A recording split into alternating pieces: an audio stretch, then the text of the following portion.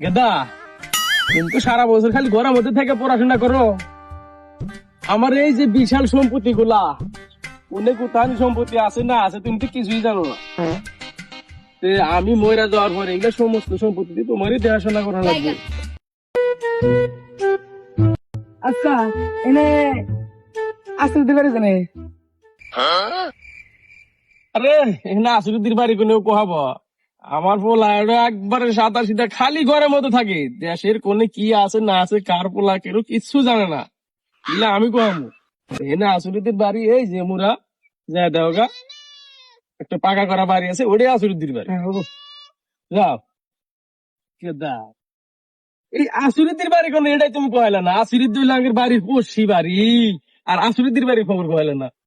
তুমি তো গ্রামের কার কোনে কি বাড়ি কি সমস্যা কিচ্ছু তো জানো না।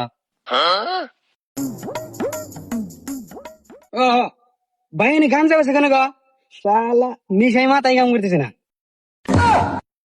গাঞ্জা গাঞ্জা কোনে বেছে গো, গাঞ্জার খবর তো কইলাম না। আরে ভাই আগে আব্বা এলে কোন খবর কোন তোর বাবু আমি তোমাক কই এমার দাদা ভাইমুর কার রাস্তাটা দাদা একবার লাস্ট পারি যে ওই একটা কালা কুস্তি যা বুড়ি আছে সেই বুড়ি গাঞ্জা আছে যাও।